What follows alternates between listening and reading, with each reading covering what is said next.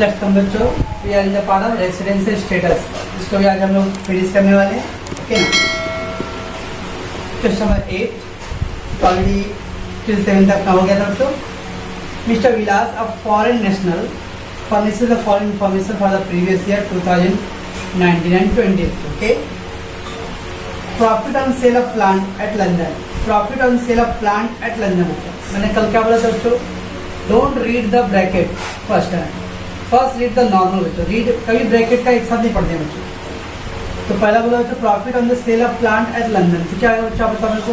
London India में नहीं, तो क्या आएगा बच्चों? Foreign income, right.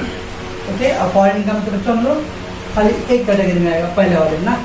देखिए अब ब्रैकेट पढ़ो बच्चों। They given the half receive in India बच्चों, आधा पैसा इंडिया मिला बच्चों।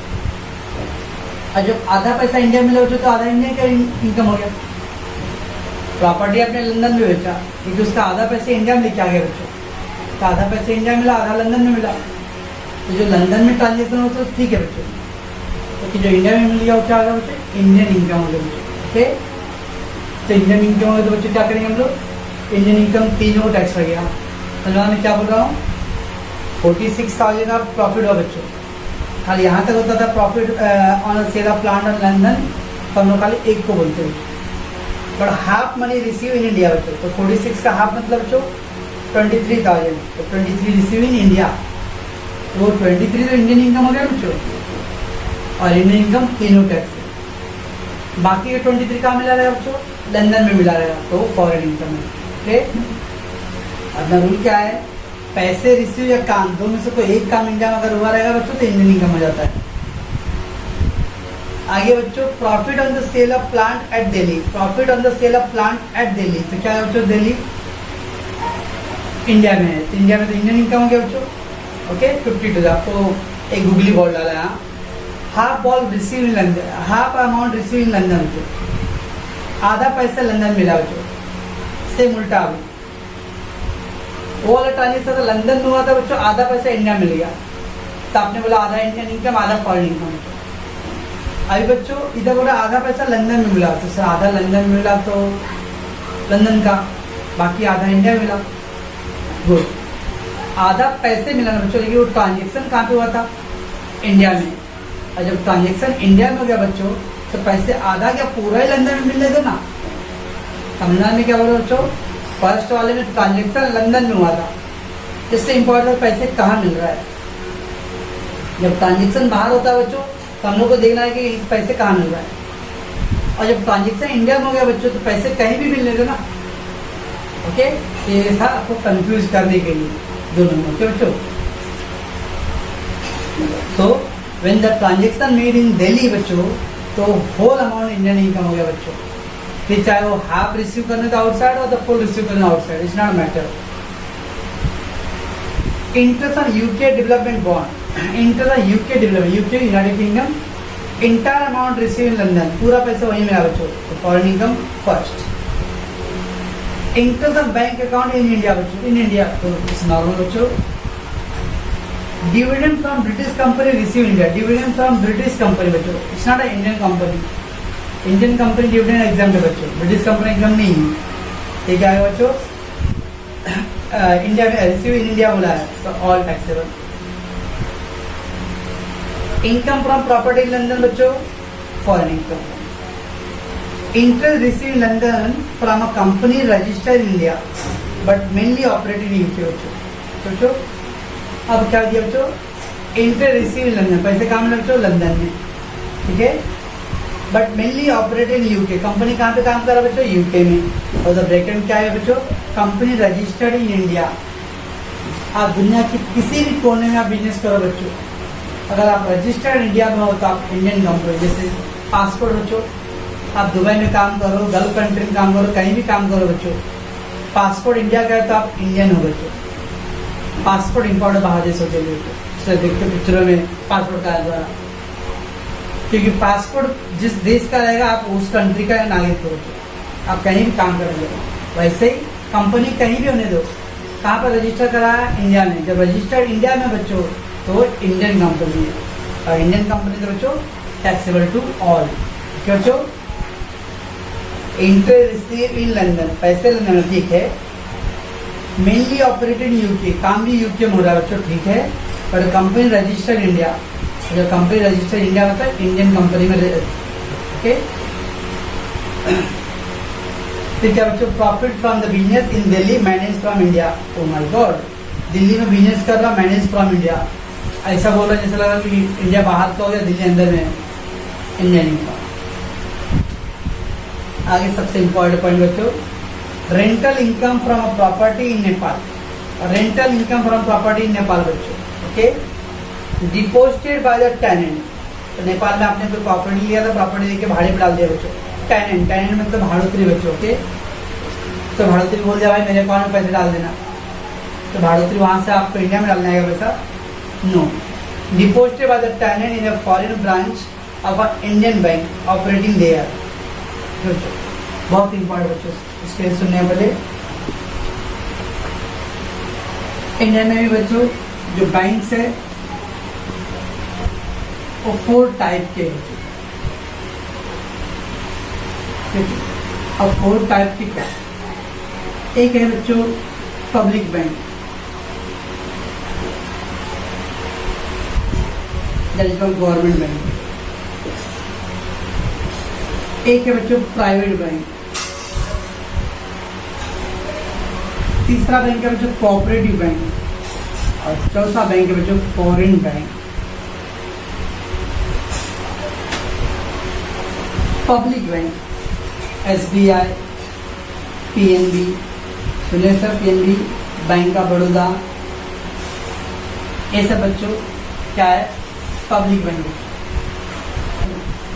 Private bank, Mahindra Kotak insurance, Kotak bank या तो Kotak private bank. Cooperative, Saraswat cooperative society bank, Vithal Rao cooperative society bank, Jan Kalyan cooperative society bank, and foreign bank HDFC, HSBC, ये सब फॉरेन बैंक होते हैं। तो HSBC बच्चों, this is foreign bank, HSBC। अब फॉरेन बैंक बराबर समझने वाली बच्चों, तो जो फॉरेन बैंक इंडिया में है तो बच्चों क्या मतलब, तो फॉरेनर लोग ही खा जाके अकाउंट आपको ले लेंगे, नो। HSBC एक बिजनेस बैंक है बच्चों, ज़्यादातर इसमें, ठीक है ना, इसमें आम पब्लिक के बस की बात नहीं की। 10,000 अमाउंट से आपको डिपोजिट्स, इसमें अमाउंट कौन डाल रहा है बच्चों, इंडियन लोग ही डाल रहे हैं, इंडियन अकाउंट होल्डर है, ओके। बैंक फॉरेन का है बच्चों, इसका मतलब नहीं कि पैसे बाहर का हो गया, इसके अंदर जो भी पब्लिक है वो इंडिया के पब्लिक ने पैसे जमा किया, तो पैसे कहाँ के बच्चों है, इंडिया के। खाली ये ब्रांच क्या कर रहा है, सर्विस दे रहा है बच्चों। अगर ये बैंक सर्विस दे रहा है बच्चों, तो हम लोग गवर्नमेंट ऑफ इंडिया क्या करेगा, उसको सर्विस चार्जेस देगा, लेकिन उसके अंदर जितने भी पैसे वो इंडिया के, ओके बच्चों। वैसे ही मान लो बच्चों SBI की ब्रांच बच्चों मान लो दुबई में है। अब ब्रांच दुबई में तो जरूरी नहीं बच्चों कि इंडिया से लोग जाके पैसे वहां जमा कर रहे होंगे, नो। तो SBI में बहुत सारे लोग जो दुबई के लोग हैं वो भी पैसे वहां पे जमा करते रहेंगे। तो SBI का अकाउंट ब्रांच दुबई में बच्चों, तो उस ब्रांच में जितने भी पैसे जमा होते रहेंगे वो इंडिया के नहीं हो गए, वो कहाँ के, दुबई के बच्चों। क्या रखने यार, फॉरेन ब्रांच होने से कुछ मतलब नहीं, जिस कंट्री में वो ब्रांच है बच्चों उस कंट्री का उसके अंदर पैसे है, ओके। SBI का ब्रांच अगर जापान के अंदर है बच्चों, है ना, इसका मतलब उसमें जो भी अकाउंट डिपॉजिट होता रहेगा वो SBI जापान का पैसा, जापान गवर्नमेंट क्या करे, SBI को खाली सर्विस चार्ज देगा। समझा बच्चों मैं क्या बोल रहा हूँ। तो फॉरेन बैंक का ये सिस्टम कैसा है, अगर हमारे कंट्री में बाहर देश का बैंक है बच्चों, तब उसमें जो भी पैसे जमा हो रहा है वो इंडियन लोगों का हो रहा है, ओके। फॉरेन बैंक हो गया मतलब कि फॉरेन पैसा है। वैसे बाहर देश में हमारे देश का बैंक अगर है तो ऐसा नहीं कि हमारा पैसे हो गए, वो उस कंट्री का ही पैसा रहेगा। यहाँ क्या दिया बच्चों कि टेनेंट ने क्या किया, deposited by the tenant in foreign branch of Indian bank. इसका मतलब नेपाल में कोई ब्रांच रहेगा इंडिया का बच्चों, ओके। और वो जो टेनेंट था वहाँ पे पैसे जमा कर दिया। तो नेपाल में इंडिया का कोई बैंक नहीं लेता, SBI बच्चों। तो SBI नेपाल में काम कर रहा है बच्चों, तो नेपाल के अंदर जो भी जमा होगा पैसा वो नेपाल का है बच्चों। हमारा खाली बैंक वहाँ पे क्या दे रहा है, सर्विस दे रहा है बच्चों, ओके। एक बहुत इंपॉर्टेंट पॉइंट बच्चों, एंड लास्ट वन क्या है, salary earn and receive in Hong Kong, that is foreign income. बस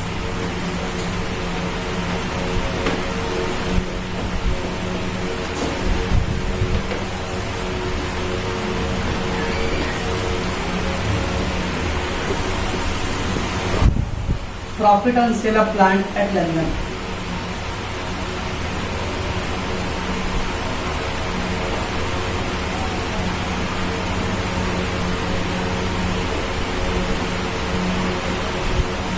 खरीदना रहे तो क्या होगा चाहिए, फॉरेन इनकम, और उसमें क्या दिया, half amount receive in India,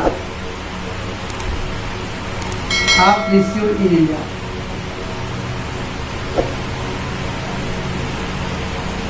आधा इंडिया मिला, जब आधा इंडिया मिला तो क्या होगा, Indian income.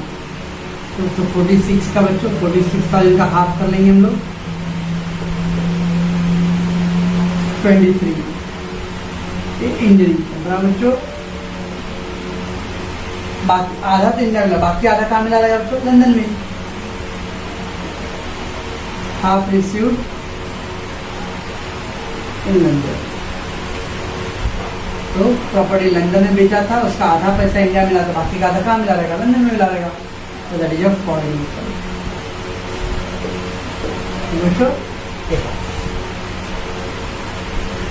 Second, profit on sale of plant at Delhi. Profit on sale of plant at Delhi, Delhi में प्रॉपर्टी बेचा तो काम कहाँ से हुआ बच्चों, दिल्ली में। तो काम इंडिया में हो गया बच्चों, पैसे कहीं भी मिलने दो। उधर आगे दिया ब्रैकेट में, हाफ रिसीव इन लंदन,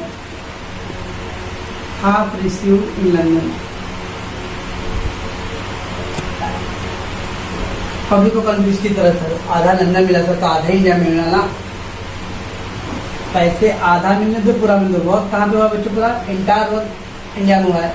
जब इंटायर वर्क इंडिया में हो गया बच्चों तो ये इमटेरियल है, ठीक है ना। Private video note down, since entire work completed in India, then money received outside India is not matter.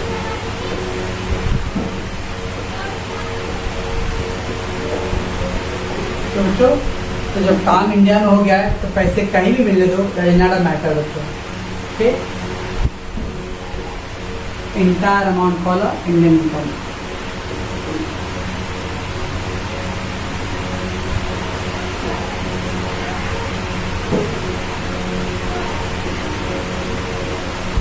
तो सर उसमें भी ऐसा किए, उसमें क्या था, काम बाहर हुआ था बच्चों, काम बाहर हो गया था तो इंडिया में पैसे मिला तो इंडियन इनकम।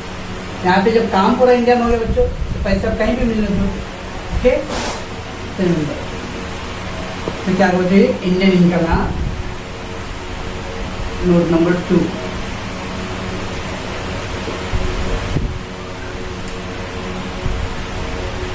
कितना बच्चों, 52,000।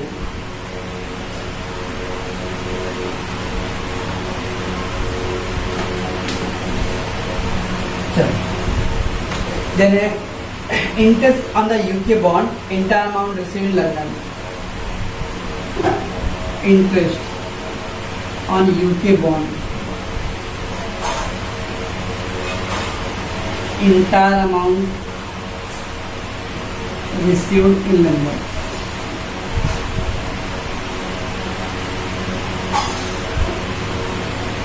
बॉन्ड यूके का बच्चों, पैसे कहाँ मिला, लंदन में, पूरा फॉरेन इनकम, तो खाली एक को tax. Okay, 4 interest in the bank account in India, interest on bank account in India.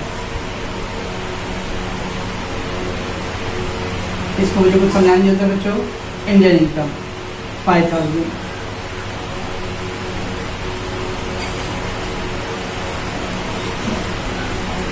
Dividend from British company receive India, पहले तो डिविडेंड बढ़ाया तो जिस दिमाग में तो एग्जाम सर कौन सा कंपनी? ब्रिटिश कंपनी है। इंडियन कंपनी एग्जाम होता है तो सर ये फॉरेन हो गया, लेकिन पैसे कहाँ पे मिला? इंडिया में।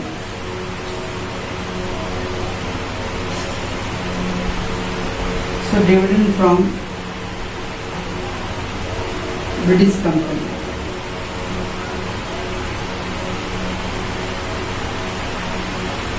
received in India 2000, तो इंडिया में रिसीव हुआ था Indian income.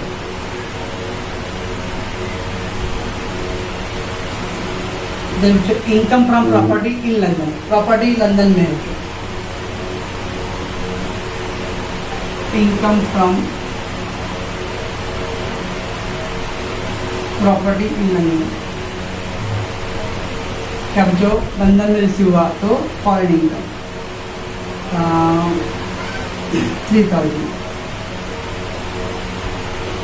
Foreign.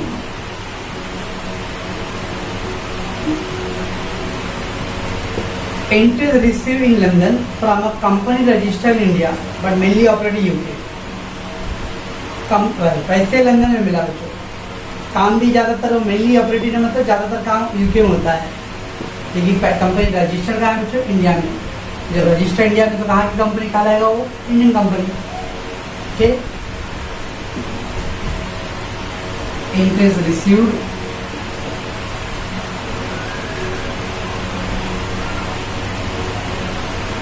In London but company registered. वैसे मतलब बच्चों कोई कंपनी सभी चाइना कंपनी इंडिया में है बच्चों, काम इंडिया में कर रहा है कंपनी, लेकिन चाइना कंपनी मतलब चाइना से रजिस्टर्ड है, तो उसमें जो भी होता रहेगा जो प्रॉफिट उसको होगा, कल इंडिया को थोड़ा टैक्स मिलता रहेगा। अमेरिकन कंपनी बच्चों तो फायदा अमेरिका को होता रहेगा।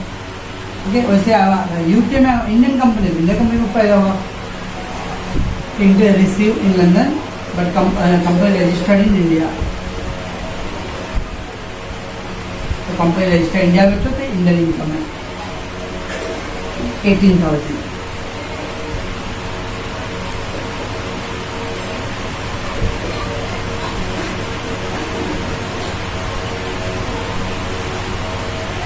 Profit from business in Delhi manage from India, Delhi है बच्चों।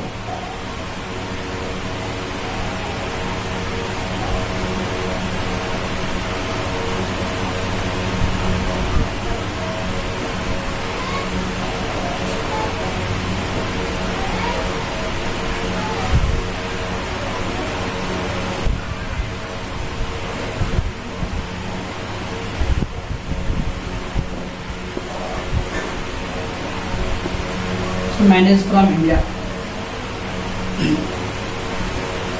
कितना बच्चों? 30,000, तो दिल्ली में इंडियन इनकम।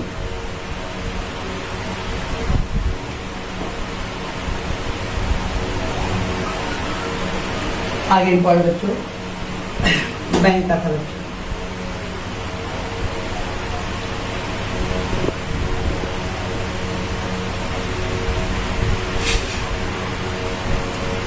पॉइंट नंबर 9,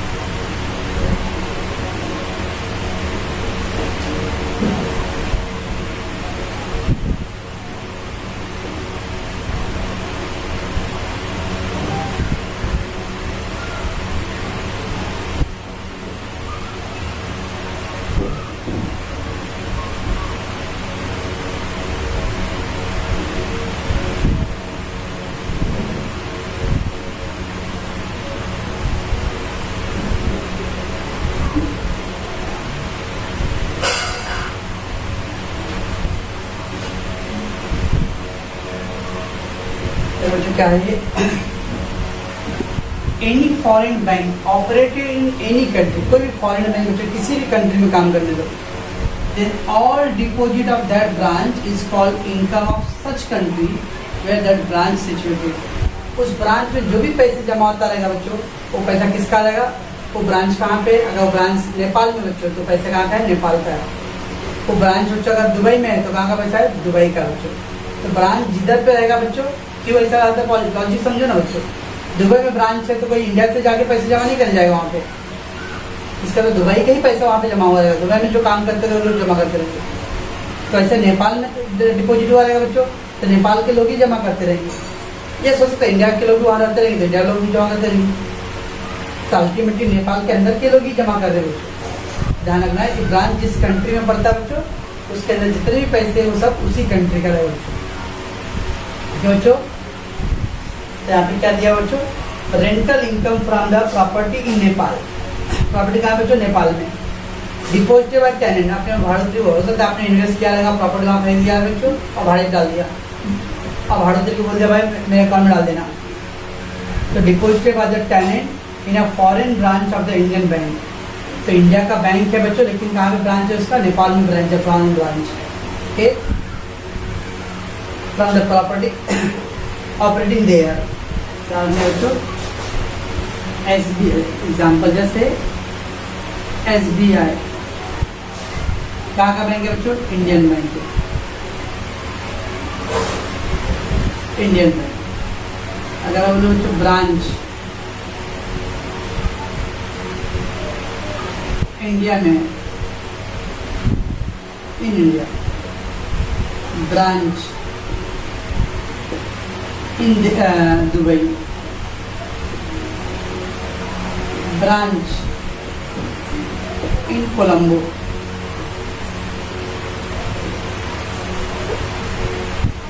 अब बताओ बच्चों, SBI इंडियन बैंक है बच्चों, ब्रांच इंडिया में, इंडियन बैंक है, इंडिया में ब्रांच है बच्चों। तो कहाँ का कौन सा इनकम बच्चों? Indian income. तो SBI बैंक है लेकिन ब्रांच कहाँ है बच्चों? दुबई में। तो पैसा किसका है बच्चों? दुबई का है, Dubai income.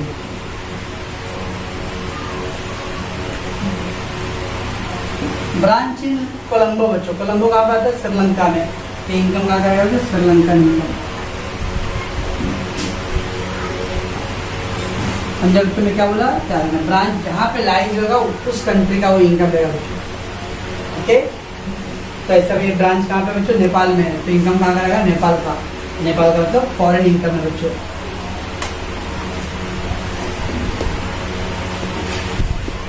So rental income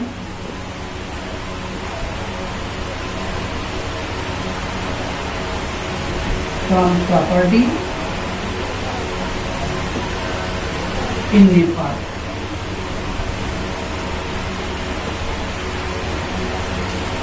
Deposited by tenant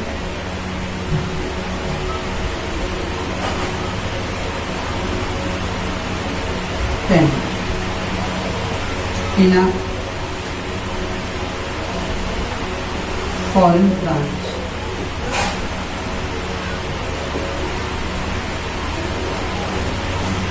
of Indian bank।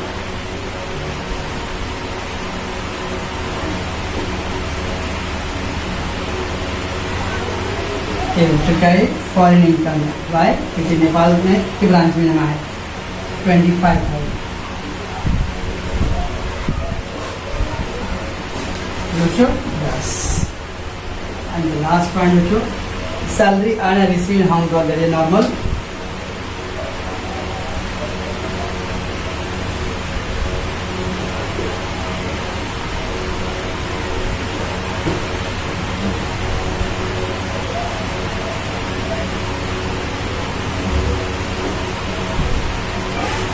That is 19,000। तो हांगकॉन्ग हो चुका है फॉरेन इनकम। बस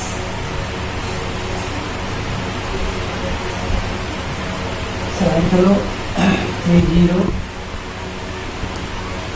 336 68 8 and 5 13 and 15 18 18 26 26 and 31 31 44 8 8 13 13 17 17 18 18 21 21 23 22, 24.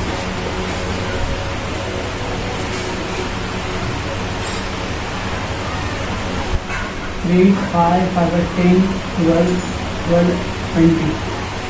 2, 4, 4, 9, 9, 10, 13. इसका उतना है बच्चों, सेम है दोनों का। बच्चों इसमें दो इम्पॉर्टेंट पॉइंट था बच्चों दोनों के, कितना